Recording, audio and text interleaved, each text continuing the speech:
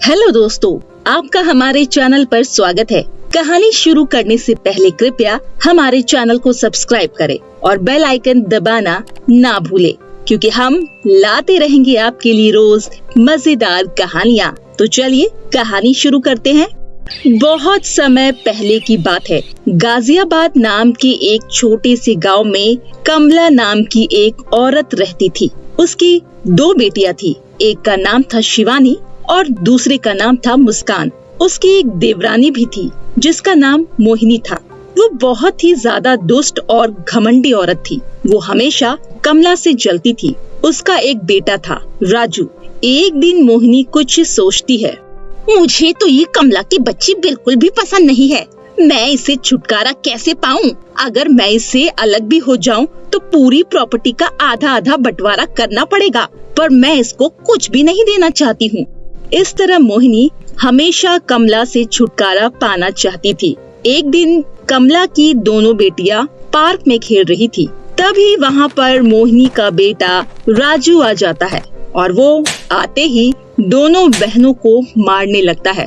फिर दोनों बहनें मिलकर राजू को मारने लगती है। तब राजू कहता है, मम्मी मम्मी बचाओ, देखिए ना ये दोनों बहनें मुझे मार रही है। राजू के चिल्लाने की आवाज को सुनकर वहाँ पर मोहिनी दौड़े दौड़े आती है और वो आते ही दोनों बहनों को पीटने लगती है और कहती है, तुम दोनों की इतनी हिम्मत कैसे हुई मेरे बेटे को हाथ लगाने की? आज के बाद अगर तुमने मेरे बेटे को हाथ भी लगाया ना तो फिर देखना मैं तुम्हारा हाथ तोड़ के तुम्हारे हाथ में दे दूंगी। अब तुम्हारा क्या कर सकते हैं? जैसी माँ है वैसे ही बेटियां है। जब मोहिनी दोनों बहनों को मार रही थी तभी वहाँ पर कमला भी आ जाती है और तभी कमला की सबसे छोटी बेटी शिवानी कहती है, माँ देखिए ना चाची हमें मार रही है, इन्हें समझाइए कुछ। तब कमला मोहिनी से कहती है, अरे मोहिनी ये क्या कर रही हो तुम? सभी बच्चे तो आपस में खेल रहे थे, तो तुम्हें इस तरह बच्चों को नहीं मारना चाहिए था। अच्छा तो तू चाहती है कि तेरी बेटियां मेरे बेटे की पिटाई करे और मैं कुछ ना बोलूं? मैं उसकी बस आरती उतारूं? तेरी दोनों बेटियां मिलकर मेरे बेटे को मार रही थी, इनको थोड़ा संस्कार सिखाया कर।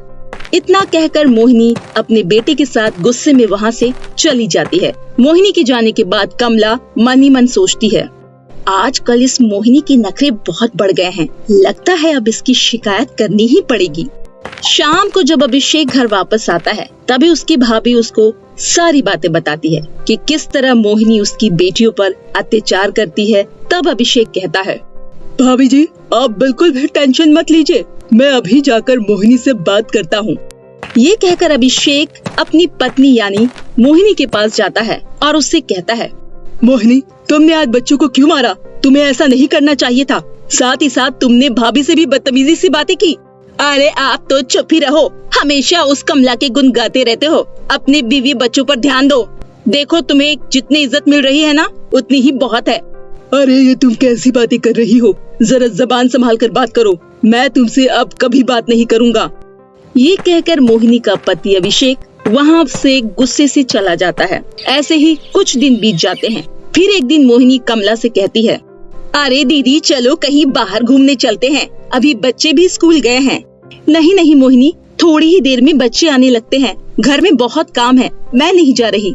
देखो ना दीदी मौसम बहुत अच्छा है, मेरा तो बाहर घूमने का मन कर रहा है, चलिए ना चलते हैं।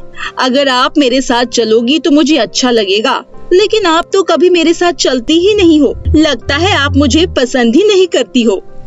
अरे नहीं बहन, ऐसा क्यों बोल रही हो? अच्छा चलो चलते हैं, घूम कर आते हैं। उसके बाद दोनों जंगल की तरफ घूमने जाती है और वो नदी के पास जाती है। तभी वहाँ पहुंचकर मोहिनी मौके का फायदा उठाती है और कमला को उस नदी से धक्का दे देती है। बाय बाय कमला भाभी, अब तुम मेरे रास्ते से हमेशा हमेशा के लिए हट गई। बचाओ बचाओ मुझे बचाओ, कोई मेरी मदद करो। कमला तेजी से गिर रही थी। तभी वहाँ पर एक परी प्रकट होती है और वो कमला को वहाँ से बचाकर ऊपर ले आती है और गुस्से से मोहिनी से कहती है, अरे दुष्ट औरत, तूने अपनी भाभी को मारने की कोशिश की। तू बहुत होशियार समझती है ना खुद को, आज तेरी सारी होशियारी बाहर निकालूंगी। ये कहकर परी एक सोने का जादुई घर प्रकट करती है, जो घर पूरा सोने का बना हुआ होता है।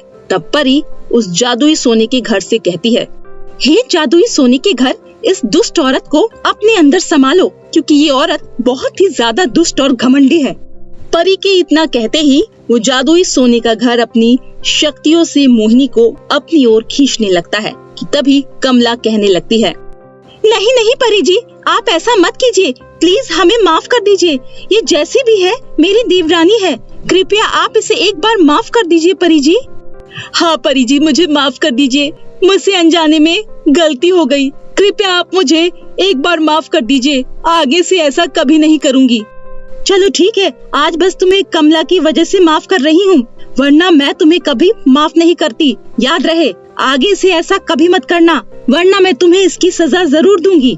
फिर क्या, परी मोहिनी को माफ कर देती है। इसके बाद दोनों भाभी और देवरानी अपने घर आ जाती है और साथ साथ अब एक साथ हंसी खुशी अपने आगे का जीवन बिताने लगती है। तो मेरे प्यारे दोस्तों, कैसी लगी आपको हमारी ये कहानी? हमें नीचे कमेंट करके जरूर बताएं और इसे अपने दोस्तों के साथ भी शेयर करें। और अगर आपने अभी तक हमारे चैनल को सब्सक्राइब नहीं किया तो जल्दी से नीचे लाल कलर का बटन दबाकर सब्सक्राइब करें और बेल आइकन दबाना बिल्कुल न भूलें, ताकि आप ऐसे ही नई मजेदार कहानियाँ देख सके। तो दोस्तों, तब तक के लिए आप अपना ख्याल रखिए। धन्यवाद।